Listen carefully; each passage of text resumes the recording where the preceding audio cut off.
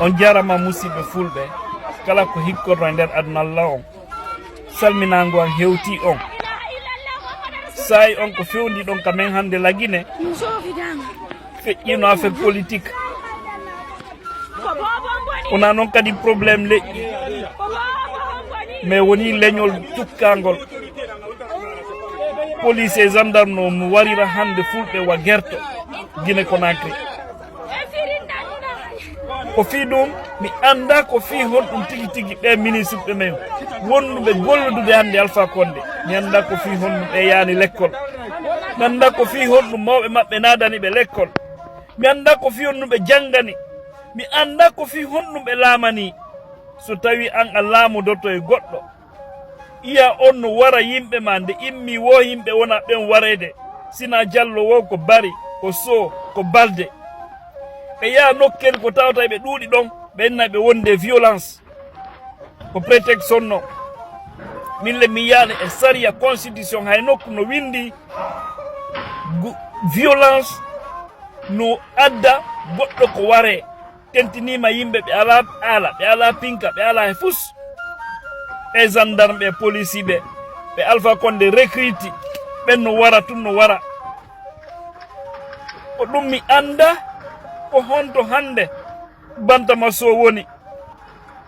mi anda ko honto Ba Ousmane woni mi anda ko honto Yero Balde woni mi anda ko honto Ceerno Ousmane Diallo woni mi anda Mama Kanni honto woni Mama Kanni wonnoɗo ɓeengu Alpha Condé ɗiɗon andi on programme Mama Kanni ko entre deux tours 2010 ɓe addi on probléme leƴƴi kadi ɓenni filamusujo wonta premiére dame ko ɗum waɗi ha ɓe sendi Alpha Condé e Mama Kanni ɗum kadi no anda on histoire o sumati Jenen Kaba Jomba entre deux tours en 2010 no andi ton probléme o na hande ko honto Moukhtar Diallo woni ko honto Boubacar Bigop woni ko honto Taran Diallo woni ɓe mi linti ɗo fof ko ministre ɓe fof no gollude Alpha Condé ɓe fof no mari musiɓe ratoma e nder Fuutari ndin ɓe no suti ko yimɓe maɓɓe wona warede gila 2011 Alpha Condé wari ɓuri yimɓe 150 hande ha hande kadi talata ɗo yimɓe no warede Guinée ko honto général Balde woni général Balde musiɗo ammo koyin enen koyin gandiraka ɗum koyin ko bammone koyin ko ittoɓe mone ɗum no anda ndaare histoire janke waali général Balde ɓe wonɓe warde ɗon andi fiiɓe ɓayru pellet ko onon ɓe teni ɗin mais innali ɗon tawa e wargol ngol kono ɗon andi korji mon ɗi no infiltra police et gendarmerie général Balde wallite musiɓe mon ɓen walliteɓe gonga yalta e ndumuradu si hewti nokkugol on acca diplomatie si hewti nokkugol on acca innugol meɗa hewde intérêt an on ndaare famille ji mon ɗi ndaare musiɓe mon ɓen pullo no hirsire hande wa cofum Guinée wonɓe ɓen wadde ɗum kadi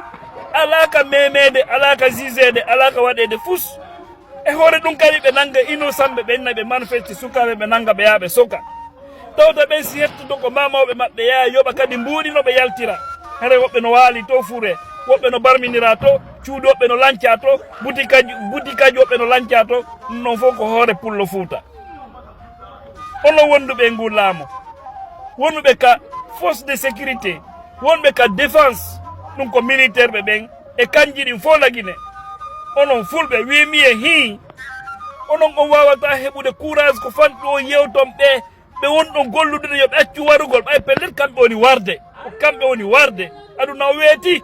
Facebook no ɗo YouTube no ɗo Twitter no ɗo Instagram no ɗo téléphone ji wonɗi test sofike a wawa podde image ƴettamo 3 kilométre ɓannamo wawa sey ko takko ma woni yimɓe ɓen no suddi ko yedde ala hiɓe arde ɓe wara yimɓe mon hiɓe arde ɓe wara wimi e hi wona le pellet pulloto woni manifestude lagina fof no manifestude hande ndaare ko feƴƴi ɗo ndu neɗɗaaru mi annda honno innete damaro mi annda honno o inno ɗo e sawi wo ko pullo Fuuta toni manifestude ɗo ko Fuuta e ranto man manifestude zere kore holliɓe awa ko fenande fo yino ko waɗi kon zere kore ɓe yaltini yimɓe fo ngalɗi kono ɓay tongiɓe añi ko inna ko wim yehi hattali ɓe inna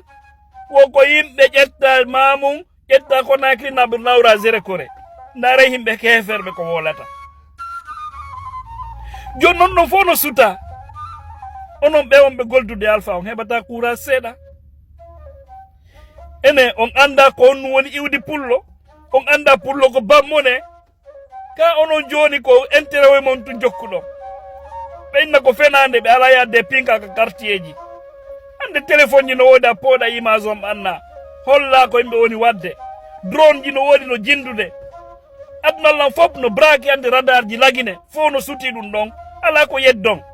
si hewti nokkugol heɓe courage yaltugol wolana ɓeɓe wonɗon golluduɗe gonga si gasali sofotire ton